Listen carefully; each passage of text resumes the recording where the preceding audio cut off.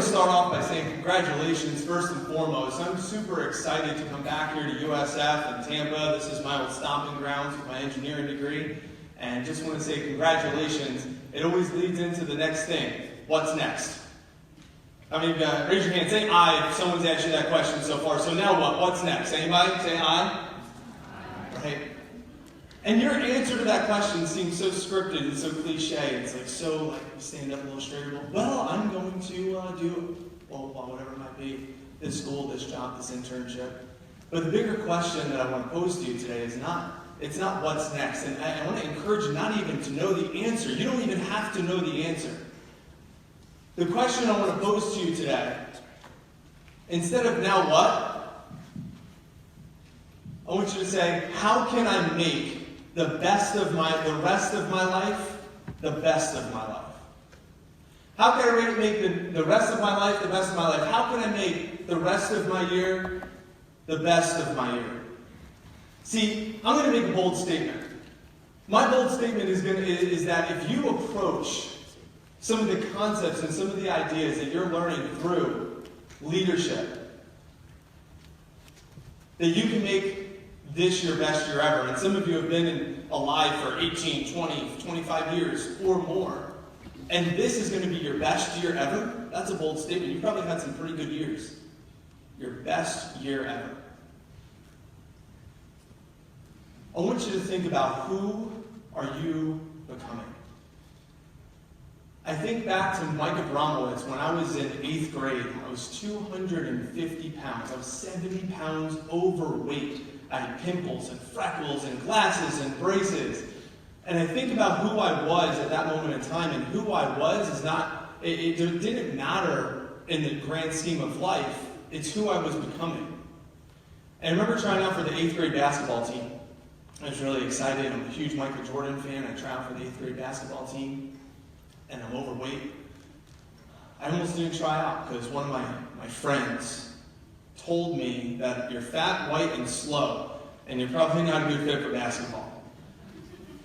Now, my identity at that moment in time was, I'm not qualified to play basketball. If I associated with that identity, and if I believed him, I wouldn't have even gone for it. Because I had that fear of, maybe I won't make the team, maybe he's right. Fear of disappointment. I went for it anyway.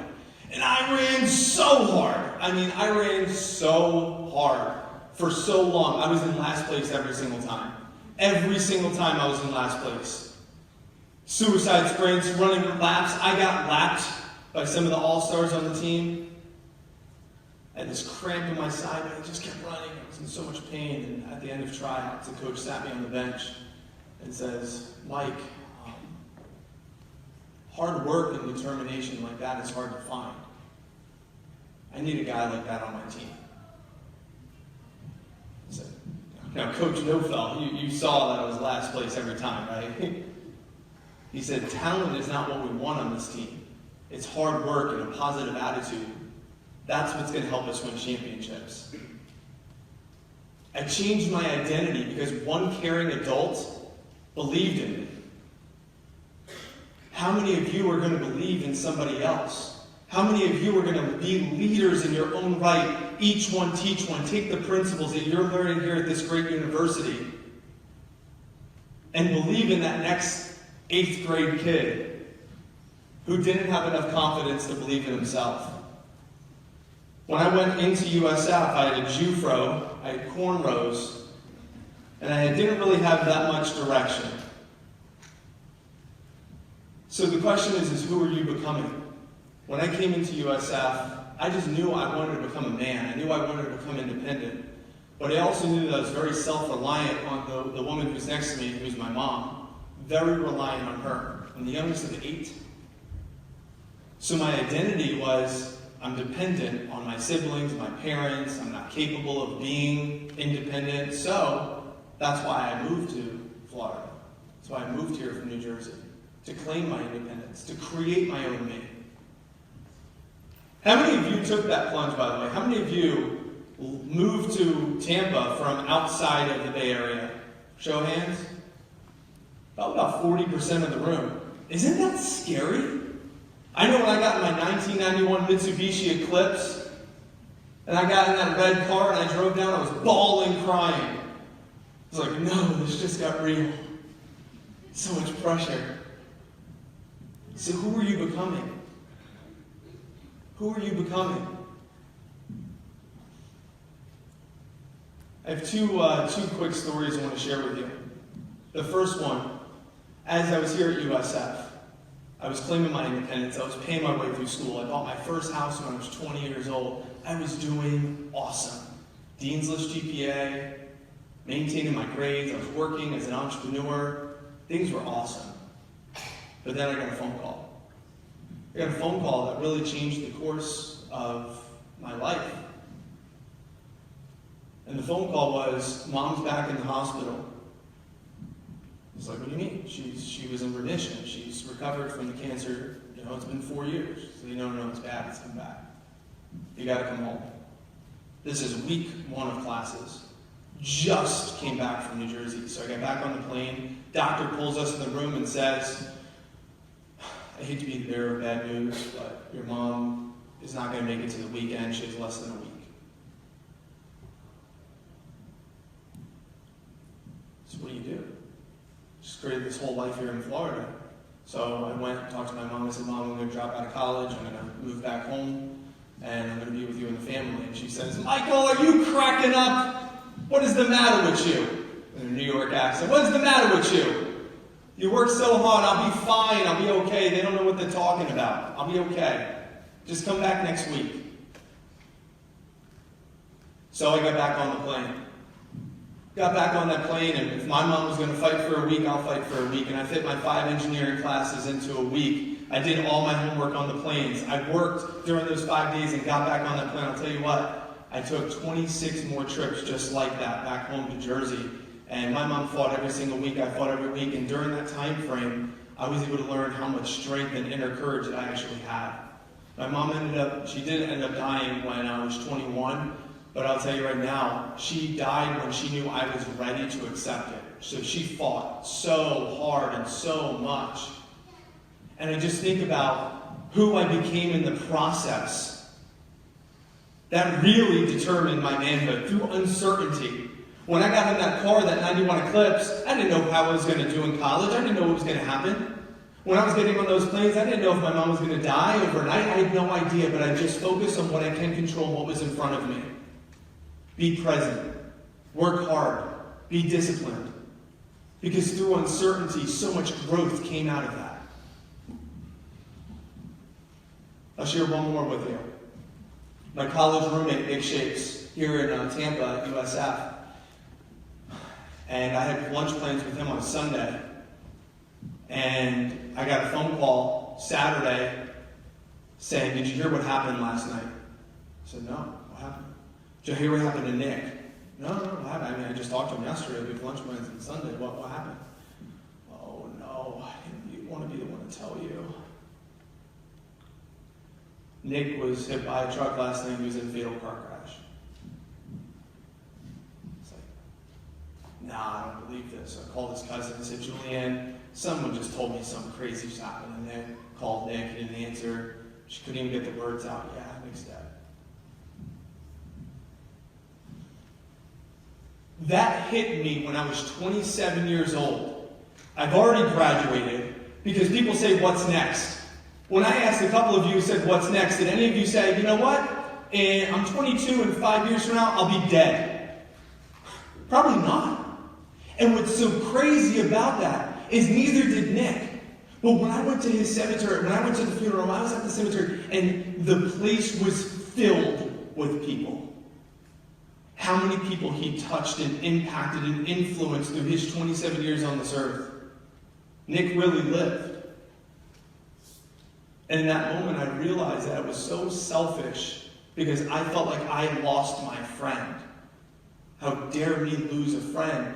But when I saw how many people were impacted by Nick, I realized that I got to switch from off me and onto we, and I got to make sure that I influence as many people as possible. So I went to a Tony Robbins event. I'm a huge Tony Robbins fan. I walked across burning hot coals, 1,300 degrees, to move past my past. I said, screw this. I'm not going to be this person anymore. walked across this burning hot coals, and I said, I'm done with the past. I'm focusing on as many people as I possibly can influence, and went on a mission. And the mission was to influence the masses, and I've now influenced and spoken over 20,000 students just like this. I found my passion. Someone once asked me, said, Mike, if you could do anything at all, regardless of money, what's your passion? What would you do if you could do it for the rest of your life? What would you do? I said, I would just speak. Just give me a microphone. And they said, well, then do it so well that people are willing to pay you for it. If your passion is art, if your passion is music, if your passion is speaking, if your passion is helping people, don't play small. Open up that clinic. Teach that music. Take those passions and do it so well that people are willing to pay you for it. That would be my advice to every one of the leaders that are in this room.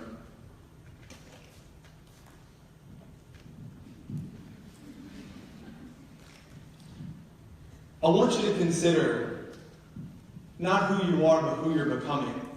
And how do you view that future version of yourself as you walk out of these doors and when you graduate from USF and this great university? How are you seeing yourself? Capable, confident, limitless potential? The world is your oyster? Or fearful, worried, nervous, anxious? See, when we leave this university, when we leave our comfort zone, which is the next, we open that, turn that page to that next chapter. There's three symbols. There's a great movie, Wizard of Oz, but there's a symbolic reference here. They leave Oz, or they leave to go chase Oz, which is their goal, right? So they're going to chase their goal. That's their what? Their Oz. What they're following, say it with me, Yellow Brick Road. What is it? One more time.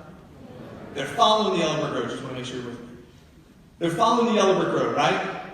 Every step, that's their habits, that's their daily behaviors, their patterns. What I'm going after, what I one step in front of the other.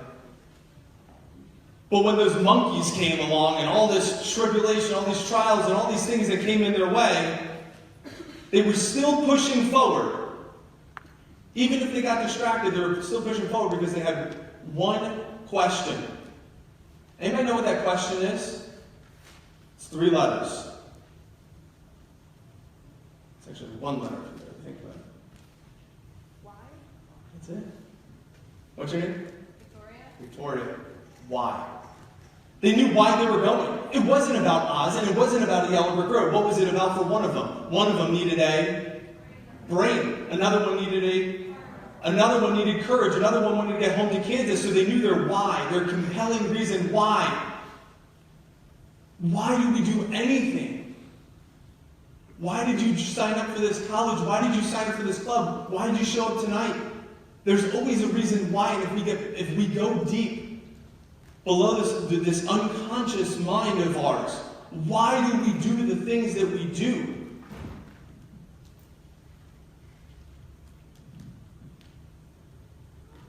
So I'll show you an exercise that really can help. So everyone do this with me. I have everyone stand up for this. Go ahead and stand up. Go ahead and stand up. All this exercise in there.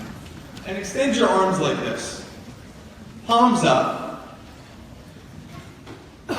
And I want everyone to look towards this wall over here, towards that palm. Everyone look at that palm over there. Yeah, so we're looking this way. So everyone's looking this way. And the other arm, can you see it at all? If you're looking at that wall, can you see this hand? Cool. Then turn your head to the opposite way. Can you see the other hand?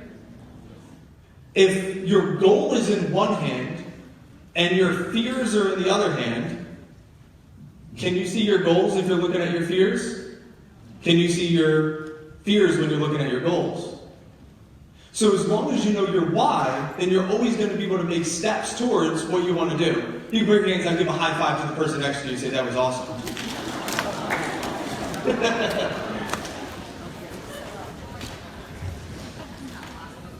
So here's what I want to leave you with. I want to leave you with this. Who has a fear? Everybody has a fear. I want some brave souls for just a moment. I want us to talk about these fears momentarily before I wind up. What's your fear?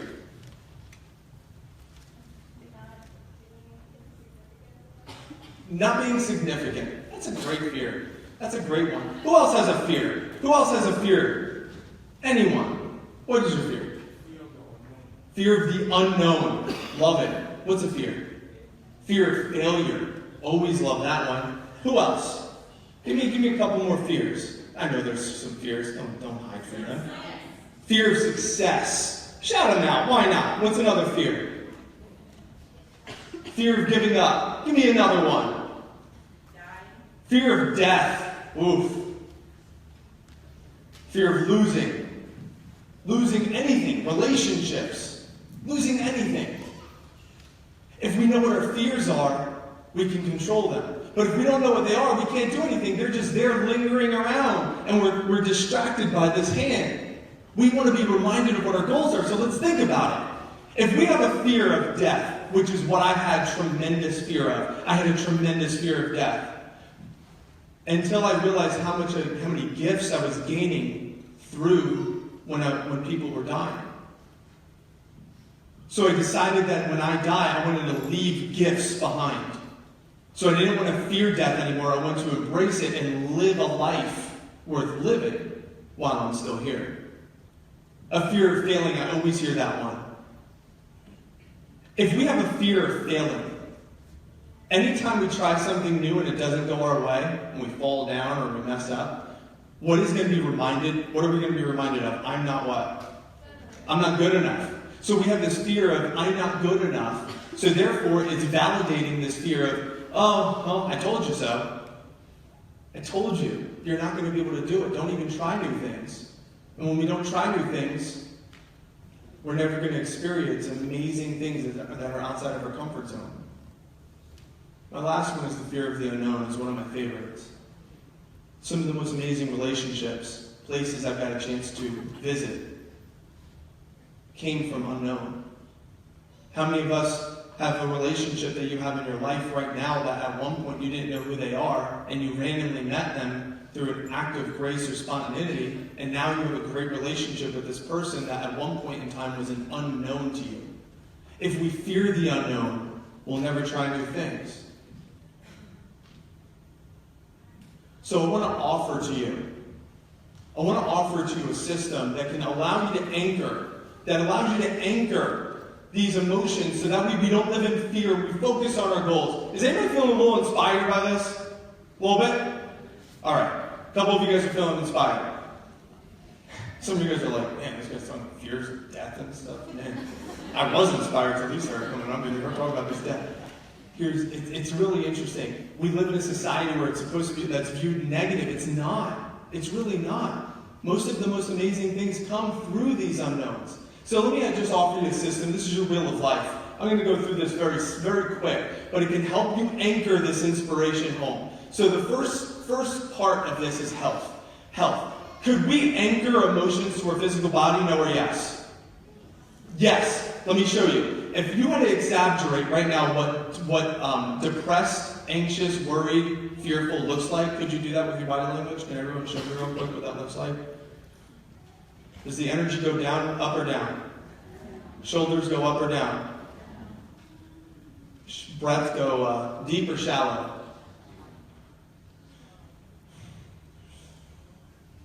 You can describe it. You don't even know. You can anchor inspiration to shoulders back, chin up.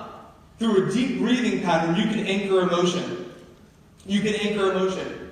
So think about, what do you want your ideal fitness level for this year? What do you want it to feel like? What do you want your energy level to feel like? You can anchor your inspiration through your physical body. Another one is through our thoughts, our mindset. We have an amygdala. That's the first responder of emotion. It tricks us all the time.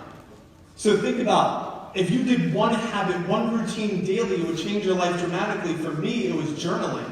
So by writing down my thoughts on a sheet of paper and in a journal, I was able to capture my emotions and not let the fears own me, but I owned them. So what is one thing that if you did daily, it would improve your life dramatically? The National Science Foundation says we have 50,000 thoughts a day, and 97% of them are about the past. Sometimes it goes to that painful past, and it doesn't have to. A third part that you can anchor this is to your relationships. Relationships.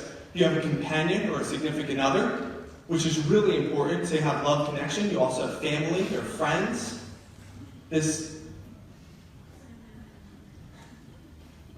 I'm the youngest of 8, like I mentioned. This year is my 5 other siblings from my mom's side.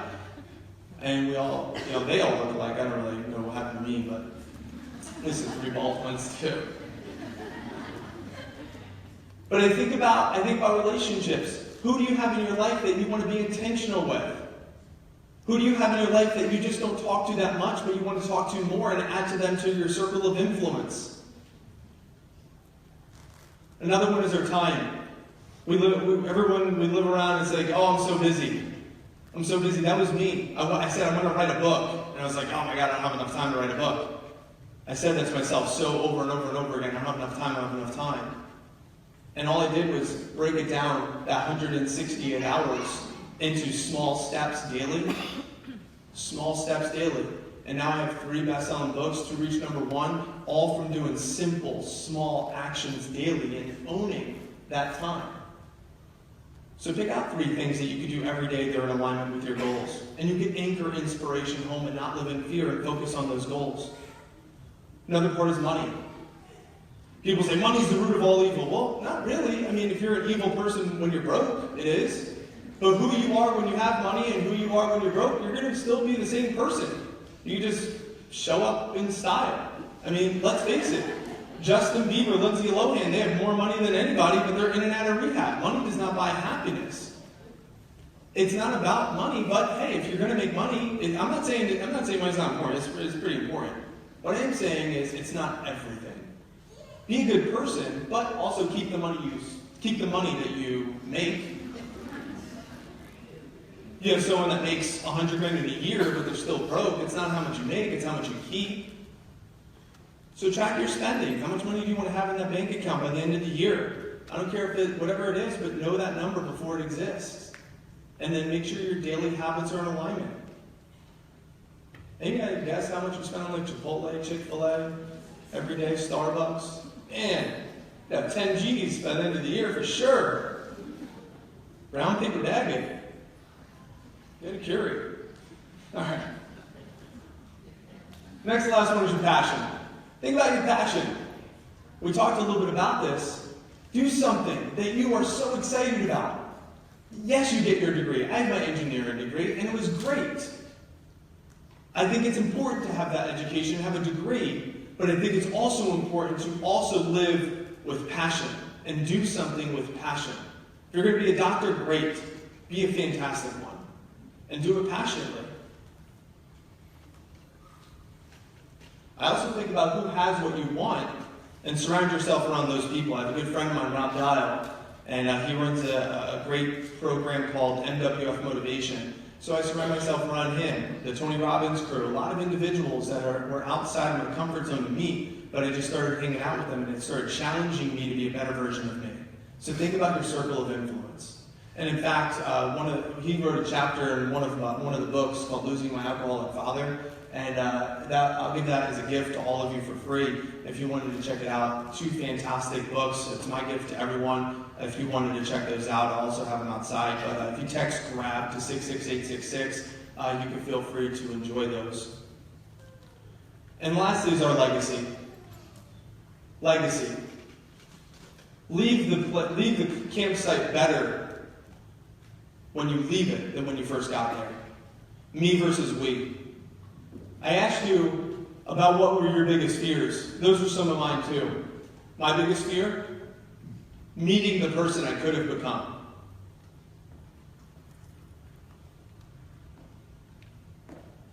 When we do leave this great planet Earth, I want you to think about meeting that person at the crossroads. Who is that person going to be? All those unfinished projects? All those aspirations? Heck no. I'm going to look in a freaking mirror and it's going to be me staring back at me and saying, good job, while you're alive. I encourage every one of you to give your best, do your all. When you know your why and you're compelled, you don't hit the snooze alarm 17 times before you get out of bed. I used to, but not anymore. I'm inspired. I'm motivated. I know my why, and I know why I get up every single day. I live with passion, and it feels phenomenal. And I want that for everyone as well. I had to walk through some fires to find the passion. And you're going to have to walk through some of those fires too. You're going to face some fears. You're going to face some uncertainty. It's going to be an incredible roller coaster. It's going to be awesome. So enjoy the process. And while you're at it, help me feed some people. So we're trying to expand PB&J to USA. We feed some people every single month. Our next one is on Sunday. I'll have a table out front. I'd love for you to join me, lock arms, make our difference together, and make a positive impact on our local communities. Thank you.